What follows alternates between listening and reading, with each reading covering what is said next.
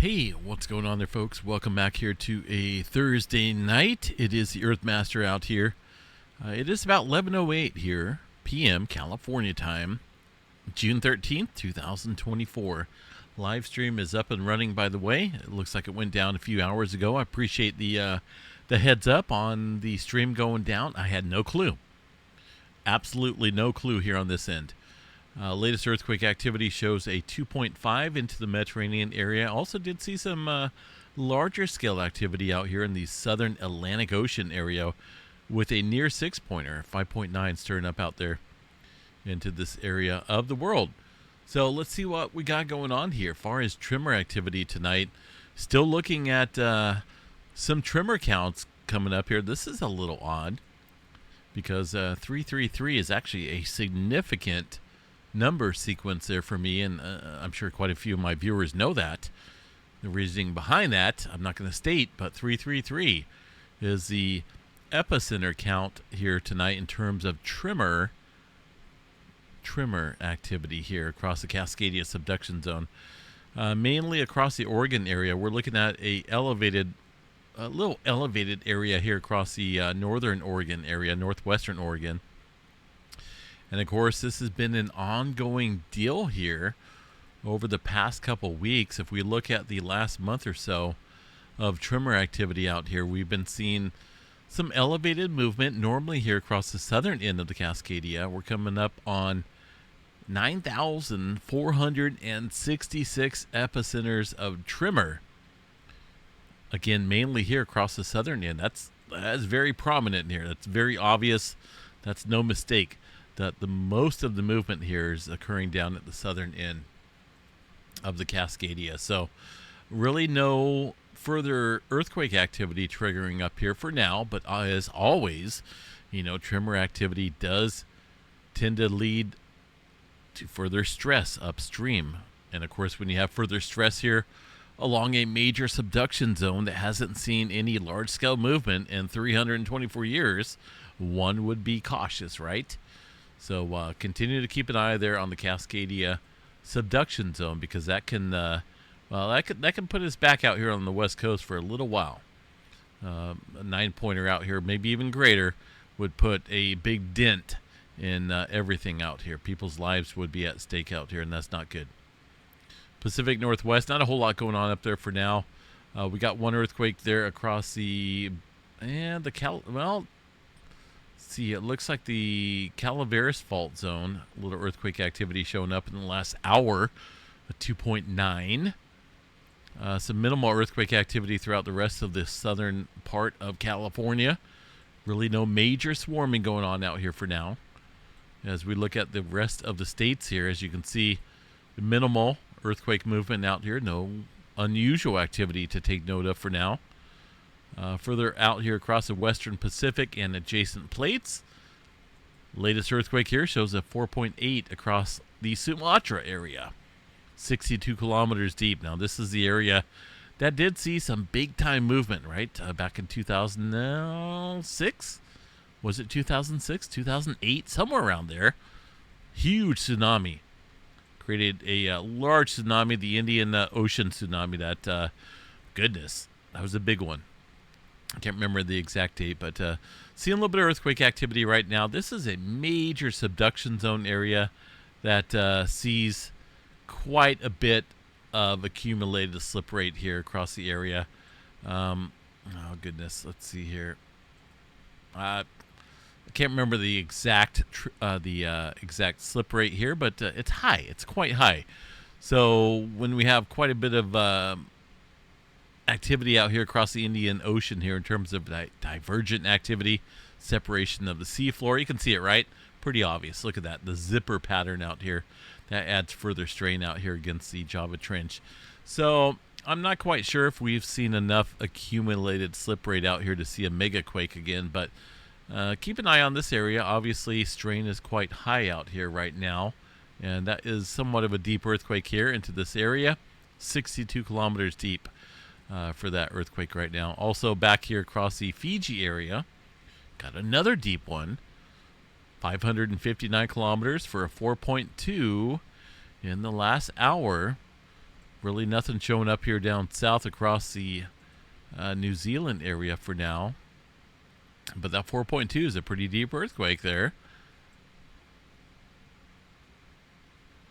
Still seeing some further movement up here across the Japan area. We kind of covered this earlier this morning. Things are quite elevated here across the Japan Trench in terms of the vertical displacement that's going on out here across the subduction zone. That could be a key indicator there of some maybe some impending large-scale activity about to take place. The last earthquake here, 4.1, into the southern end of the Kuril-Kamchatka. 35 kilometers deep. Across the Alaska area, really nothing new to report out here. Of course, we did see some somewhat elevated activity out here in the last 24 hours around Denali southward here. That tells me that the subduction zone out here is quite active.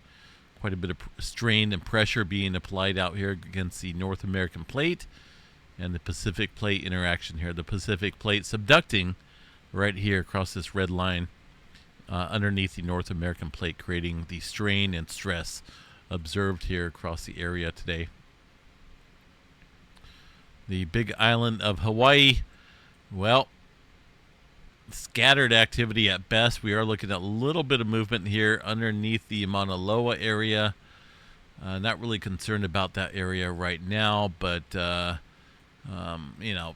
this area is quite strained in terms of accumulated inflation.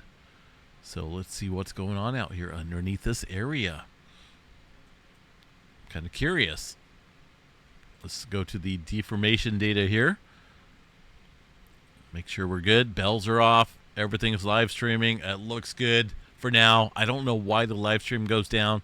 That's out of my control. Somebody, someone, something is pulling the plug on my live stream, and I pay my bills. It's not that I didn't pay the internet bill. It's someone being funny out there.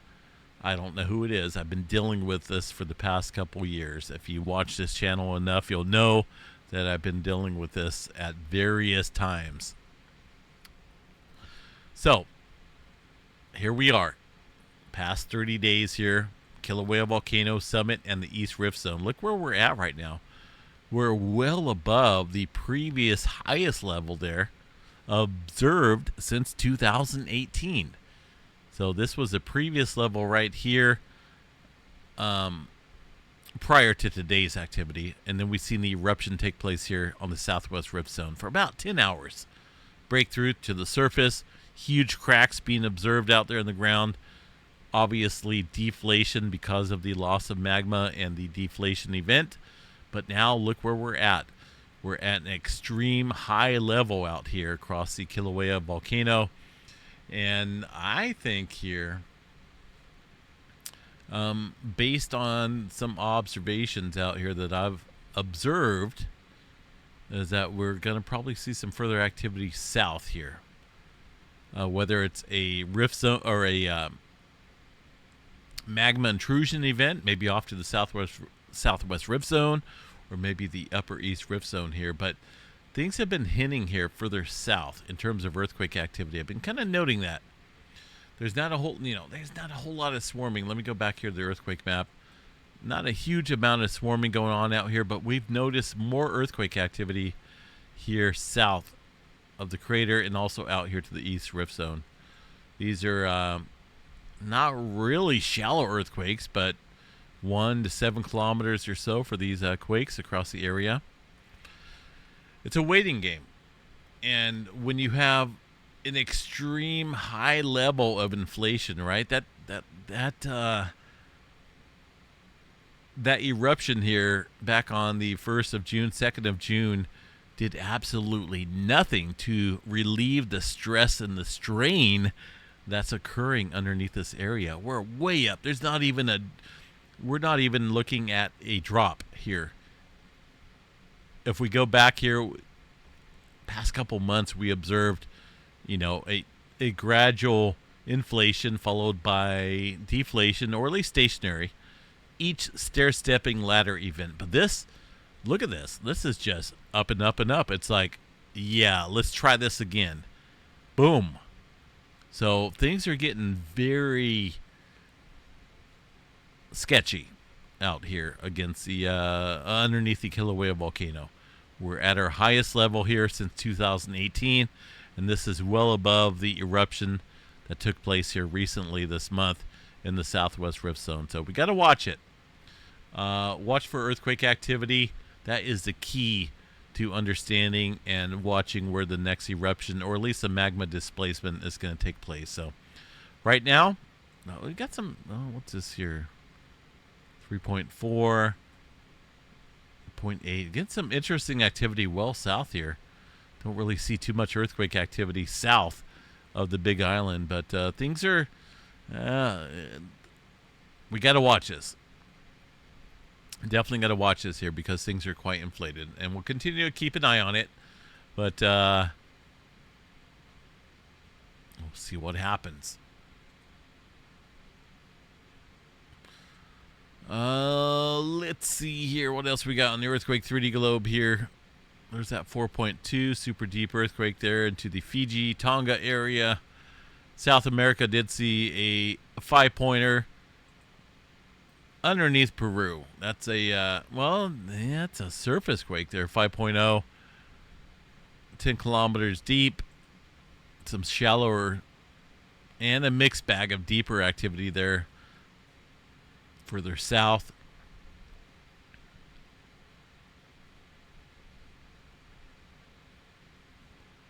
.5 stirring up out there in the Mediterranean, it looks like right now. Let's check out the Iceland activity here, see what's going on here from Iceland. Nothing big. In fact, it's very minimal. 17 earthquakes out there across the entire area of Iceland. Doesn't look like anything major is occurring out there. Of course, with this ongoing eruption here across the Svartsengi area and the Grindavik region, we're looking at continued inflation being observed there underneath the ground, underneath the area. So this could turn into maybe, possibly, we'll have to see type of scenario in terms of another long-term eruption here. Look at this latest chart here. Here's the most recent eruption, obviously, with all this volume of magma being displaced up to the surface in the lava fields. We've seen a huge dropped off there for a couple days, but now it looks like we're starting to go steady and maybe even a little bit of uptick here.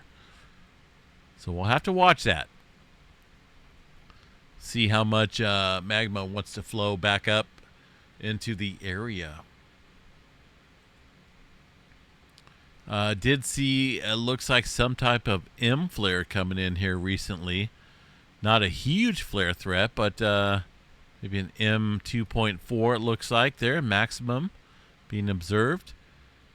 And let's see here. That's from 3712. That is that sunspot out here that I've been kind of mentioning. The one that you guys twisted my arm for.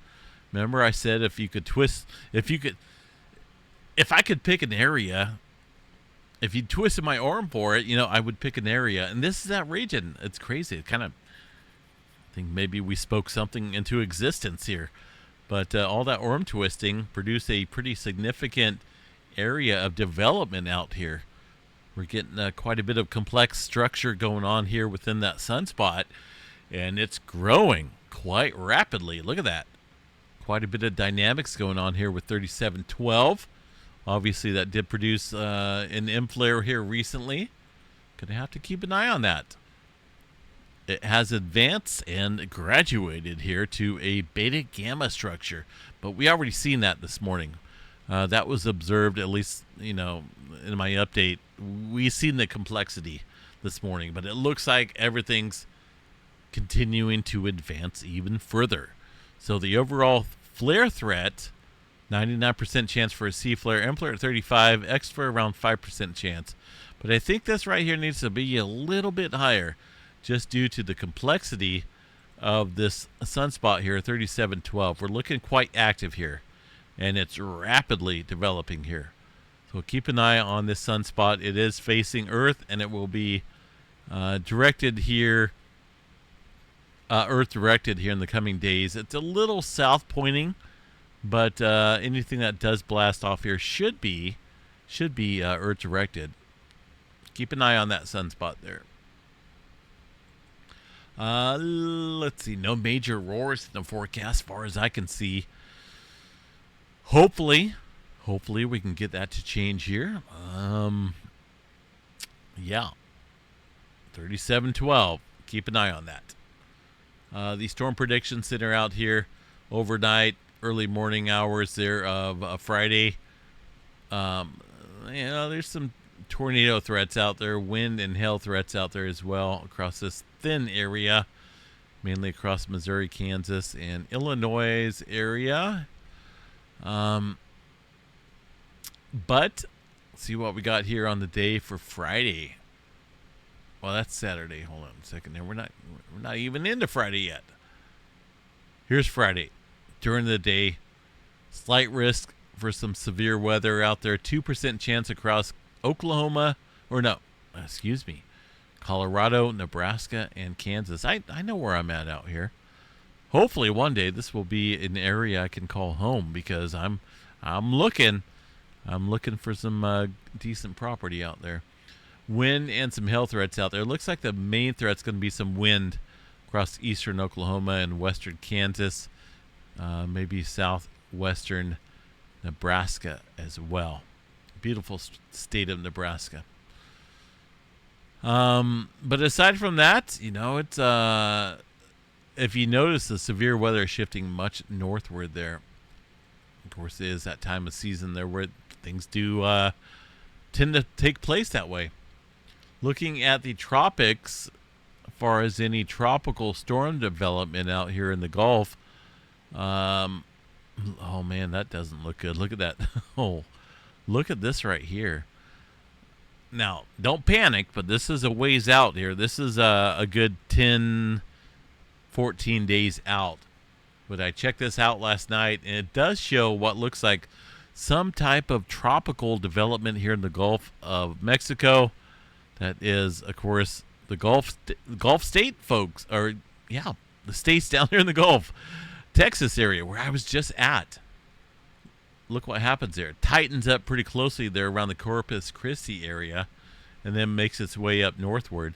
This is going to be something to watch here, because that is not good. That's not what you want to see in terms of hurricanes. So we'll watch that, but that's a ways out. But the models have been hinting at some type of tropical development out here in the Gulf around this time period. We'll continue to watch that, but don't panic, because that is they could easily change here. Well, that's a super tight system down here. There on the just where I was at, Surfside Beach, Texas area, south of Houston area. Beautiful area. I absolutely love traveling there, and that's where I enjoyed a little bit of R&R here last week. Some good food, absolutely good food, seafood. I appreciate the heads up on the Mexican food out there. Unfortunately, we didn't get a chance to check out the Mexican restaurants out there. We had a lot of seafood. But next time, definitely next time. So we'll keep an eye on that for that tropical development that may be taking place out there. A little spike of an earthquake there on the Chile station. Looks like that's coming from, nothing showing up. Maybe a smaller earthquake out there in the Chile area. 4.2, the latest quake there on the globe. Aside from that, folks, we'll continue to keep an eye on things. Anything can happen at any given time out here. We'll keep an eye here on the West Coast. I'm leaving up the earthquake watch here. It's been up for a little while because of the elevated movement out here. So we'll continue to keep it up for now. In the meantime, we'll catch you guys back out here tomorrow morning, right? I think tomorrow is, do I dare say it? It's Friday. It is Friday out here tomorrow. So we'll catch you guys back out here for the early Friday morning update. Have a good night. Have a good day. And we're just one day closer out here to the member drawing. So don't forget to jump on board here. We'll do the member drawing on Saturday. Literally got like one day here to join on board here. Have a good one. Stay safe out there, folks.